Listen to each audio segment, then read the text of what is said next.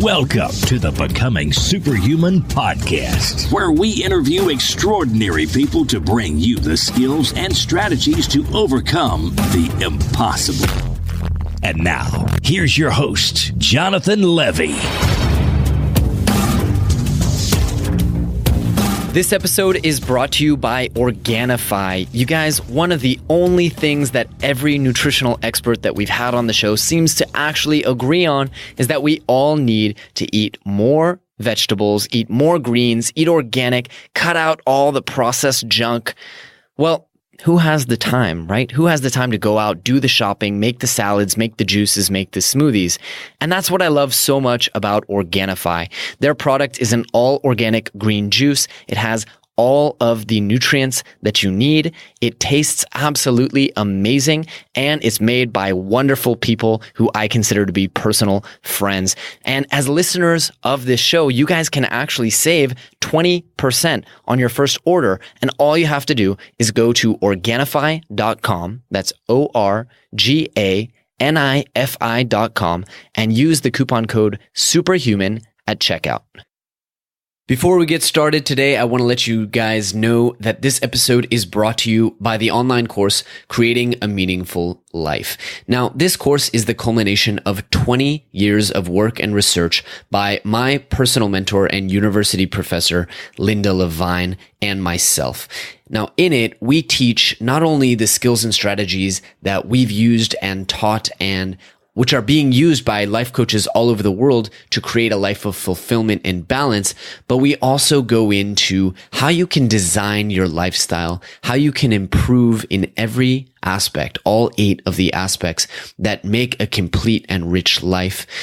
And really, we share a lot of our wisdom. So if you've been inspired by the show, by some of the guests on here who seem to have these incredibly rich, fulfilling lives, I do encourage you to check it out. And of course, it is backed by a 30-day money-back guarantee. So to take advantage of a special coupon for listeners of this podcast, visit jle.vi/meaning. All right, here we go with the show. Greetings, super friends, and welcome to this week's show. You guys, before we dive into this week's episode, I want to ask you to really quickly pause what you're doing, pause the episode, head over to iTunes or Stitcher or wherever you listen to podcasts, and go ahead and please leave us a review. It would certainly brighten my day, but beyond that, it also helps us get the absolute best guests, and we really appreciate it. So please, if you haven't already, please go ahead and do that. On to today's episode, you guys. Today we are joined by Drew Logan. You've probably heard of him. He's a renowned fitness expert, celebrity trainer, and a television star. But actually, we go through something much more kind of interesting and rare in the beginning of the episode, which is that Drew died 3 times. He is the only known survivor of 3 consecutive sudden cardiac arrests. Doctors don't know why it happened. They don't know if it'll happen again. And living with that has given Drew a really unique mindset and really unique approach to life. Drew is known for his fitness approach, which is called 25 Days. That deals a lot with habit and mindset. And in this episode, we talk about how all that works and how he has created a proven program to rewire your brain, stop weight gain, and finally crush the habits you hate forever. His book will be coming out in September, which, if you're listening to this, is probably right now. And he shares a lot of really valuable stuff. So without any further ado, I'd like to present to you guys my new super friend, Mr. Drew Logan.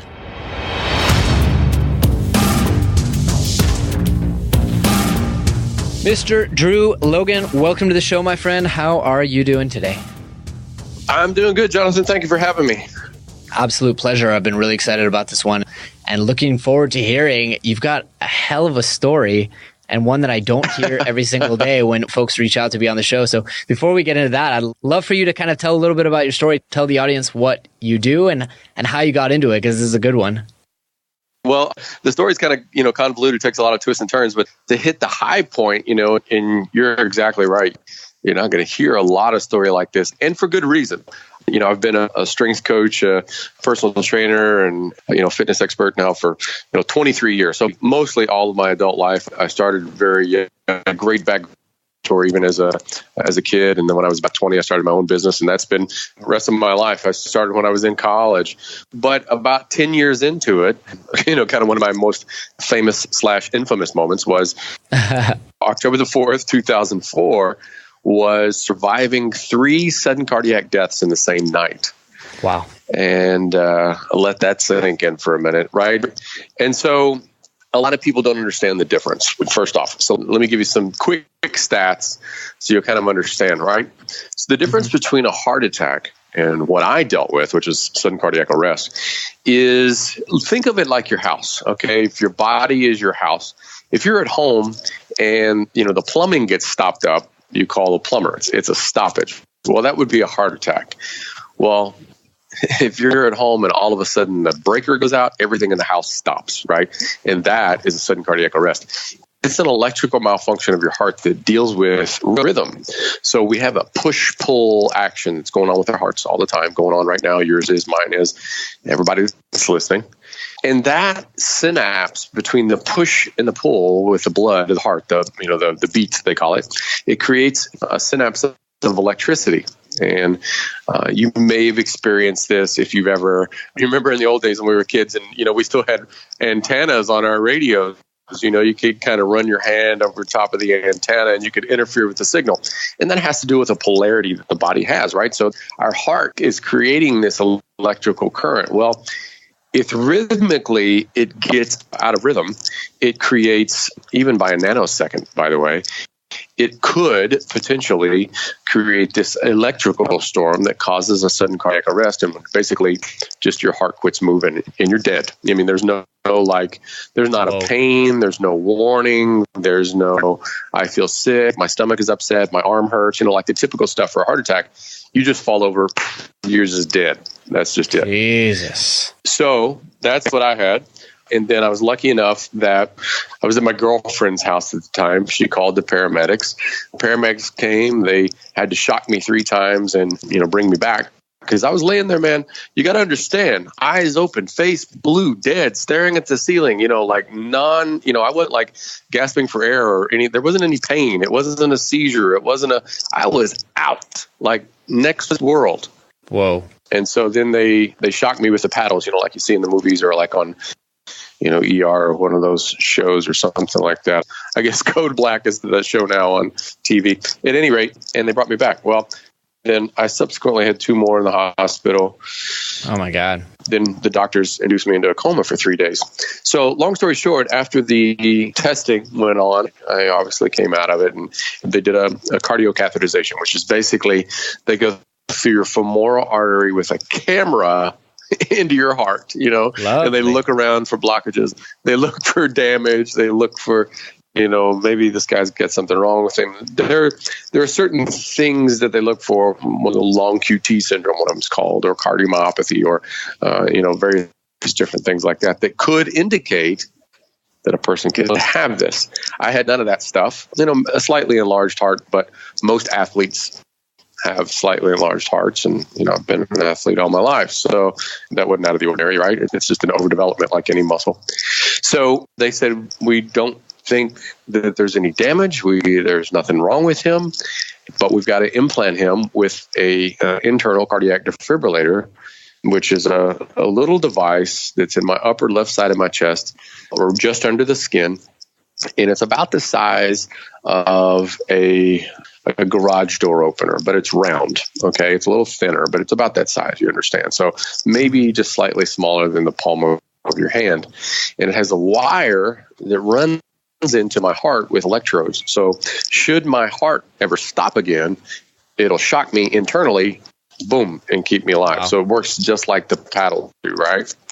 So the interesting statistic, and this is the interesting thing to understand, is as they were going to put in this implant, my dad, he asked the doctor, well, why do you have to do this? And the doctor said, well, in case he ever has another one, we want to keep him alive. And my dad asked him, said, well, what's the chances he's only ever going to have another one? And the doctor said, we have no idea. Well, my dad doesn't deal very well with that, being a very A-type person. And he said, no, you misunderstand, Mr. Logan. only about 200,000 people a year in the United States have sudden cardiac arrest, and only about 5% of those people live. Wow. Of the people that have one. And he said, Drew's had 3 in the same night with no implant, and he's got no cardiac damage. I've called the Mayo Clinic, and I've called the Cleveland Clinic, and I've called Johns Hopkins University. We think he's the only person in the world that's ever survived 3 of these in the same night with no damage and with no internal device. So we've got to put one in there in case he has one again, because we don't know how to fix it. So that's the rare and from an promise you. So they don't know what caused it. They don't know if it'll happen again. Oh my God. Right. Knock on the wood, it's been 13 years. Well, that's incredible. An incredible story as well. You know, I have to be honest. I thought that the whole interview we would talk about fitness because that's what you've been doing for 23 years. But I guess a lot of the first questions that I want to ask you are around mindset. I mean, how has this impacted you mentally? How have you lived with this? Is it fear? I'm going to ask you a very open question. Like, what did this do to you psychologically? Because I don't know what else to ask. Right. It's something that really, at the time, it was hard to deal with, right? Because so imagine you've been an athlete at the top of your game all your life, and I was 30 and a half, let's say, so I mean, like I had just turned 30, and I was in great shape, and, that wasn't any problem or anything like that. So to have this kind of thing happen to you when you've never even, I've maybe only been sick half a dozen times in my life. So it feels very, counterintuitive. It feels very like it really could drive you into a victim mentality. And I'll be 100% honest with you. One of the things that they don't tell you about heart problems is that because of the way that your heart and your lungs work together and provide oxygen to your brain is that there's extreme levels of clinical depression that you deal with when you come out of something like this. Wow. And that's something that I had to go through. And that's something that I had to deal with and come out on the other side. But your question is really good in, as far as mindset and psychologically, in that it took me a while once I got past the recovery to really understand, that I had not just a rare survival, but also had a rare opportunity now, almost like a gift, an opportunity to talk to people about the importance of heart health and the importance of their health from a standpoint, mind you, that is completely different than anything that I had done in the previous decade of my work, right? Mm-hmm. So as a strength coach and as a fitness expert, I'd always approached it from either A, perform better if you're an athlete, or B, look better. If you're an executive or a mom or an actor or, musician or whoever, it was either about the way that you looked or it was about the way that you performed. After this, everything changed for me. And I began to approach it completely different on 2 different angles. First off, I now had an understanding of what it felt like to have an unbelievable physical obstacle to overcome to get back to being healthy, because I had to deal with that. It was a long time before I could get back into my workouts regularly, and just from the standpoint of being cautious. So it was very psychologically, damaging to an athlete. Just go, okay, you're weak, you're damaged, there might be something wrong with you we're not sure about, take it easy. And that just completely goes against everything that I believe in. Were you pretty much indestructible before then? I really was. I was always, I was the person that would, even through, all my years of sports, I would do practice and then work out immediately after practice. It was always the ability to overwork and outwork everybody else. I was never the most talented, never the fastest, never the biggest, never any of that type of stuff. But I always could outwork anybody else. And that was always my, kind of my superpower, so to speak. And I inherited that from my dad. My dad's the exact same way. And I just couldn't do it anymore because psychologically it was so damaging, right? And so now when I went back to working with, and I would have obese clients, and I understood intimately for the first time what they dealt with emotionally and mentally and psychologically with having to get over that thing of feeling like I'm broken, I'm not fixable, I'm damaged, I'm a victim, right? So thankfully, I, as you can probably well imagine, had done a lot of work from the standpoint of, I would most commonly call it sports psychology, but it's just psychology, and learning through that in all the time that I'd spent working with clients and stuff. So, I had to turn that on myself, and I had to kind of retrain my brain, so to speak, to understand how to approach things. It led me down a complete different path, and here I am, 13 years later, and not only has my, training ways changed for myself and also for my clients, it led me down down a path that wrote a book that I'm extremely proud of that comes out September the 12th and, led me into, a television career and things like that in a completely different world. Talking to people about the unbelievably and, undeniable, direct connection between the body and the mind and what actually happens, and really what happened to me opened a door for me to spend time in research and find out how the brain reacts to food and to exercise. And that's what my book is about, is neurological programming and the way that, food and exercise change your brain. Well, if you're changing your brain and you're changing the chemistry of your brain, then you're actually changing the way that you feel, right? You're actually changing the dynamic of how you feel. Do I have energy? Do I not have energy? Where does that come from? What is my body using in its energy? How does that feel? If I feel better, then I'm more productive at work. If I'm more productive at work, then I'm doing it right. So when you start connecting the dots, you realize, Jesus, this is just a linear program of, if I start here and I make this happen, knowing that this is going to have a better brain chemical function, then it begins to control my emotions, which begin to control how I talk, which begin to control how I feel, which begin to control what I do, which begins to shape my life, So had it not been for that, near death or actually death. Actual death. Actual death, yeah. Had it not actually been for that, I don't think I ever would have come down this path. And it's something that I'm very passionate about and really excited about. And I like to share the story because it gets people to go, okay, wow, this is different. But more than anything, what I like to do is to use, just so people go, okay, you didn't make this up one day. Like this really you had to go through something to get to where you are, to understand that you can make a difference. And there is actually a science behind it, So it's something that is, I am it and it is me. It's not something that I learned from, positive thinking or something like that. I've had to live it. I love that. And I'm really glad you mentioned the science aspect of it and the neurology and the rewiring, because my background comes from accelerated learning, and that's kind of my mission and what I'm doing. So I want to talk a little bit about this whole rewiring. It's funny, I'm actually reading Rob Wolf's book, Wired to Eat, right now. And I'd love to hear a little bit also about the neurology and the stuff that you're teaching, and what does it mean to rewire my body and rewrite kind of the way that my body treats food and stuff like that. Right. Well, I'll kind of ask it to you in questions and kind of lead you to your own answer. And when you start to think about it logically first, and then you go find the science that backs up the logic, you go, oh my God, how did I not see this? How has nobody else seen this, right? So there are a couple of chemicals in the brain, as you probably well know, Jonathan. There are a couple of chemicals in the brain that tend to trigger the way that we feel, right? Okay.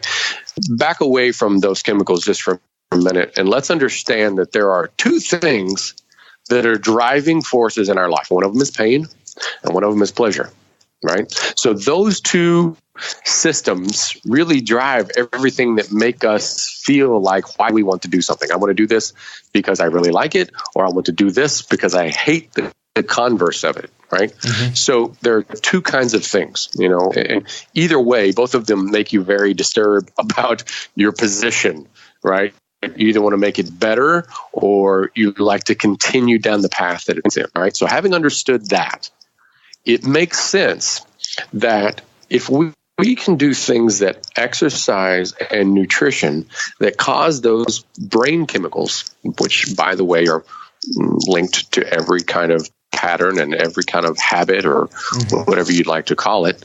For example, dopamine, serotonin, oxytocin, those kind of things, the strong, super powerful If we can do things that can control those in a positive habit, that we find ourselves more likely to stay in a positive, I hate using the word routine, but a plan, a program, something that creates an ongoing structure, right? So this is a very simple example, but say, for example, a dog. You can train a dog. I've got 3 dogs. In fact, I have one dog that's a cardiac alert dog that works with me. He's worked with me for over a decade. And he's a genius. But you can train a dog negatively, right? Which is a correction, in a way that they are fearful of the correction. They don't know why they're doing it, but they're fearful of it, right? Mm-hmm. Because they're fearful of the correction, right? They have various different training mechanisms and so on that are used. As they get older, they don't unassociate with the fact that, hey, that correction doesn't hurt anymore. It's just a word. They don't ever do that. In fact, if you say it in the same kind of manner, they'll yelp sometimes, and you don't even, the tools that have been used to train them when they were puppies don't even exist anymore. It's that they have a connotation associated with that command. We're the same way. And I'm not saying we're dogs, but I'm saying we're very much the same way in that we're programmed to think that a certain kind of response is what we're supposed to have. So if you tell yourself, oh man, exercise sucks, this is really hard, this is painful, it's hurt, I really don't like to work out. Maybe I don't know why you started this. I don't know why you began to tell yourself this thing, but as long as you continue to tell yourself things, then you think that is the way that it's supposed to feel. So you do never actually get any of the positive benefit of having actually done it, right? Let's take it on the other side, all right? One of the biggest dopamine creators on earth is a dopamine uptake inhibitor, also known as cocaine, right? Mm-hmm. Extremely, extremely addictive. The reason why it's addictive isn't because of that it's, I've never done it, but presumably not because it tastes good or it feels good or whatever. What happens is that the dopamine, which is the reward chemical of our body, the same reward that you get when you, ace a test or get a promotion or, meet the girl of your dreams or, whatever it is, find your favorite car, that you're going to get for, a great deal, right? And so this drug, which is very dangerous and known to have extreme dopamine response, it creates such a dopamine release, but it doesn't allow it to recycle back into the system, right? So it stays in that high position and it continues to go higher and higher and higher and higher until some point it just bottoms out, right? And when it does, the downside, or so they say, is much worse than the upside. The problem is to get back to feeling normal, you have to do it to get back there, right? So it creates this vicious cycle. Well, that's the bad connotation, right? What if we looked at it the other way? What if we said, hey, if I exercise at this time done this way, and this is a big portion of what my book is about, I don't have anything that interferes with the insulin or pancreatic response in my system. And since I don't have that, my body has to access fat as energy. When it accesses fat as energy, then it also has to oxidize its own blood, or VO2, right? When it does that, it causes a dopamine release when it's completed, right? It feels very, very good. It doesn't matter the intensity or the activity as much. It matters what was in your system and what was controlling your hormones when that began to happen, right? So if I'm doing that, and I have a food system that also does the exact same thing, and to top all that off, I'm blocking it together in 5-day periods of time where I actually grade myself, then it would make sense that we can create neurological patterns based on our brain chemical response to exercise nutrition.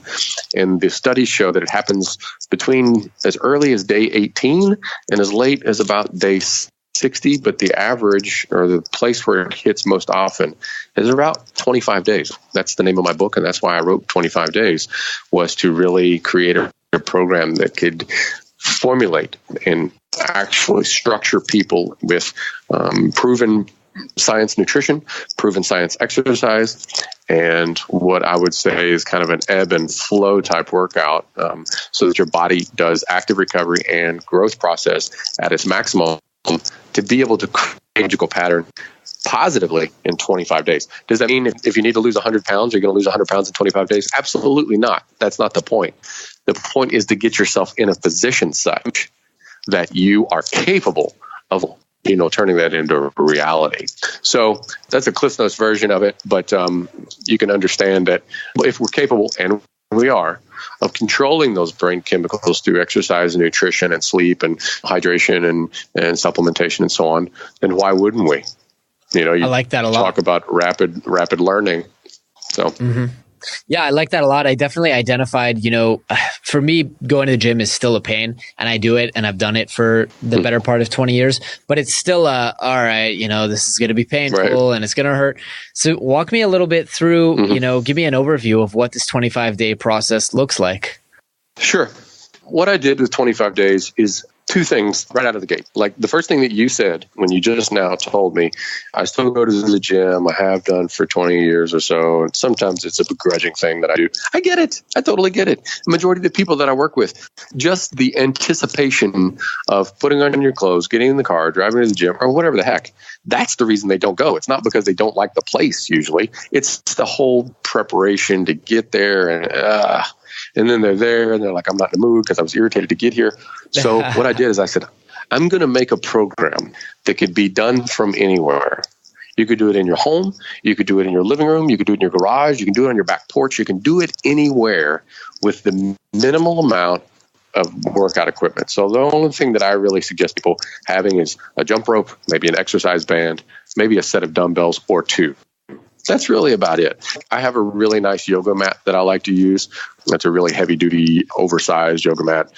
Just because, I don't want to be like hit my knee on the concrete, or something like that. But that's all the equipment that I can have. Right. And so I said, I want to create a program that uses that for strength training. And then I want people to be able to feel like whatever activity that they enjoy doing, whether it's a class, people like spin classes, or they like yoga classes, or they like boxing classes, or whatever the case may be.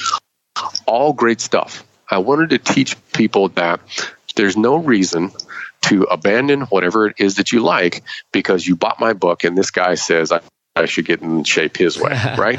As a professional, that is complete crap. I'll be the first person to say that, right?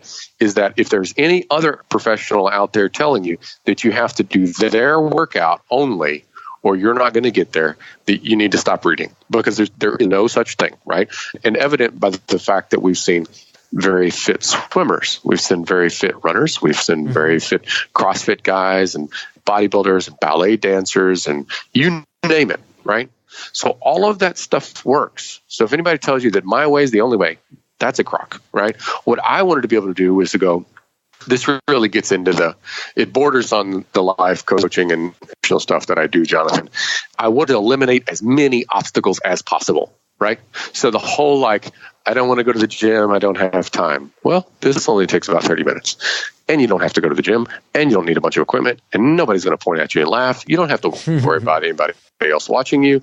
I wanted to eliminate as many obstacles as possible. So imagine, if you will, if you look down at your hand, and you have 5 fingers there, and you look out, and your thumb is 1. All right. So day 1 is going to be, I'm going to call this an A workout, and it's going to be a weight training workout. Day 2, or your first finger, all right, that is going to be a cardiovascular active recovery workout, or a 1.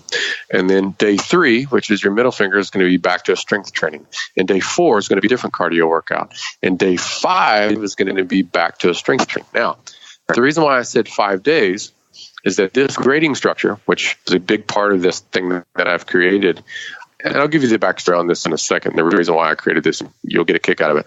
But this grading structure creates what we've done all of our lives, right?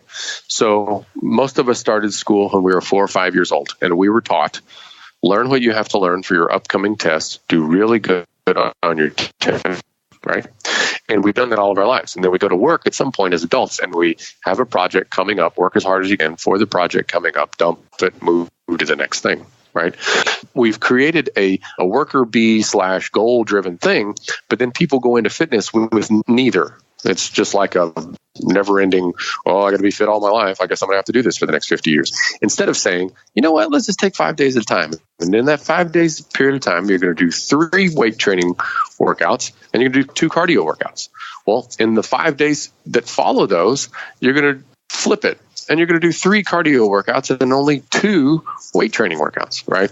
So that's the basic premise of how the structure is set for the exercises. And what this does is it uses completely different energy pathways, right? So we understand for the most part, I hope the listeners do, and I'll hit it a little bit, when we are weight training. And please understand, guys, that even if you do a push-up and there's no actual weight in your hands and you're doing them in your living room, technically that is weight/strength training. It's not that you actually have to have a weight in your hand. It's that you are challenging your strength level of something, right? So even if you're holding a static position, just kind of maybe like sitting against the wall, isometrically holding, and your legs get very tight, you're not weight training per se, but you are actually strength training because you are building strength. So it's possible to accomplish that without having to go to the gym and pump a ton of iron, right? And that was the point of what I wanted to create. So these workouts are created in a fun manner that you can compete against yourself. There's a beginner and intermediate advanced, but the exercises pretty much are kept in the same order and they're the same way of doing them. You just maybe add more sets or maybe a few variations here and there in the ways that you do them. And you time it. You time like how fast can I go through 1 round of exercises, and you create a time for yourself. Okay, I'll see if I can beat it again. So everything about the exercises, everything about the grading system, everything about the food system, everything that is created in the 25 days program is built around positive dopamine response in response to exercise and accomplishing the goal within that exercise. So let's say, for example, I don't know, Jonathan, maybe you're an advanced workout, person, and you do 5 rounds. Well, you've got 5 individual opportunities in just the workout to have positive dopamine response just in competing against yourself and achieving. Because every time you achieve, your brain says, that feels good. I'm happy. Good for me. Pat myself on the back. Yay me. Right. So, and then the completion of the workout. And you're grading yourself based on if you complete the workout, not how well you complete the workout. And this is the thing that a lot of people do wrong, in my opinion, right? I've worked with a lot of professional NFL, NBA, hockey players, baseball players, fighters, you name it. I've even worked with military special forces guys, everybody, right? For those high-level training people, it's not about doing the exercise to make it this type thing. Right? I believe that you should be going as hard as you possibly can in whatever the specific thing is that you're doing right now. But making it a pass-fail based on whether or not I can move faster than the next guy next to me, I don't really feel like that's a positive training approach. And this is just my opinion. And the reason why is that we're doing exercise to be able to do something else in the real world better, right? Exactly. Yeah. So my NBA players and my NFL players, they don't go in the gym and then get in a whizzing contest about who can work out faster or lift more. They're like, dude, we're in here to try to get better so we can go on the court or we can go on the field and we can perform better out there. I mean, who wants to be the best at exercising? Like, we're trying to do something better at life. So when you look at it from that approach, it is a tool that you're utilizing to really maximize the output of whatever your chosen thing is. And I don't care if you're a stock trader or if you're a brain surgeon or an orthodontist or if you're a running back, right? Whatever you're doing physically is going to make you at a higher level of game, whatever game it is that you're playing, So when you take that approach and then it becomes something that you enjoyably, kind of get into, you don't go like so many people say, I have to go. No, you get to do it, right? Because I've also known friends that have been in car wrecks and have been paralyzed. There's one of a liver transplant from some kind of weird liver disease. And he's played 13 years in the NFL. He gets out. He's made, a great career for himself. He's likely going to be in the Hall of Fame. Boom, gets hit with this weird liver disease. And last year had a liver transplant. He is just now at the point where he can go for a jog for 30 minutes. He can't even bench press his own body weight, and he was a professional football player, right? He is so happy to be able to have the opportunity to get out and move and feel vibrant and feel the hormone response and to feel the brain chemicals. Because when we sit around, we become dormant. Everything becomes dormant. Our blood, our lymph system, our brain chemicals, our hormones. And then we sit at the desk and we rage about whatever we got going on the computer. And then we drink a soda or we drink a coffee and we eat a donut or whatever the heck is there at the office. And we're not moving. And when we're not moving, our game, whatever our game is, isn't excelling. So the point of me putting this program together was going, listen, people need more positive reward, not based on how they do, but if they do, and give themselves a grade. So in the 25 days scale, everybody has a food grade and an exercise grade that gives you a cumulative for your day. And then each day is worth 20 points. And then over 5 days, you have a cumulative grade for 5 days. And you have 5 rounds of that for 25 days. Here's the interesting thing is that in the last 12 years that I've been doing this program, I've found that everybody that stays at an 85% or higher cumulative grade always hits their goals and always changes their life. And I don't mean they get smaller jeans. It's astonishing what people have accomplished that have stayed in this. One guy's a movie star now. And when I met him, he was 50 pounds overweight. So changed the world about being able to accomplish his goals and believing in himself and feeling good about exercising instead of hating it. Wow. At the physical level, it's where we start everything mentally. I love that. And I think that's a really important message. And I also really like the message about you don't have to work out, you get to work out. And I think that lesson applies to anything, you don't have to make time to be with your family. You get to make time to be with your family. I think that's a huge mindset shift. 100%. I realized just now that we're coming up on time pretty quickly. So I wanted to ask you if you had any homework for the audience that they could do this week before next week's episode. Sure. There are a couple of basic, just really tried and true, simple things. And what I would like for everybody to do is to get up in the morning, maybe 30 or the ideal number is an hour. And there's a bunch of science behind that I won't get into. But if you woke up an hour before you normally do, and you're going to drink 20 ounces of water only, no coffee, no other anything. And I just want you to go for a walk for 1 hour, right? And then if you can only get 45 minutes because you're busy, or I get it.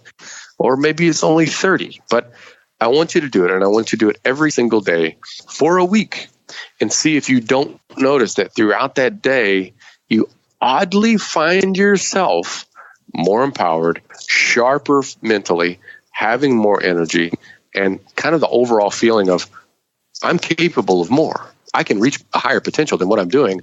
I am empowered to kind of strive. You know what I mean? That's the first thing. The other thing is write down 3 things that you absolutely have to accomplish in the second half of this year. And I don't mean like, you need to, make your bed. I mean 3 things you absolutely have to accomplish. And then put that together and see if you don't feel like, hey, that's possible. I can do that. And start working in that direction. If you don't write it down, it's just a pipe dream. I like it. I feel like we really only touched the surface here, Drew, but we have run up on time here. So I wanted to give you an opportunity to tell the audience where they can learn more about you, where they can check out the 25-day program.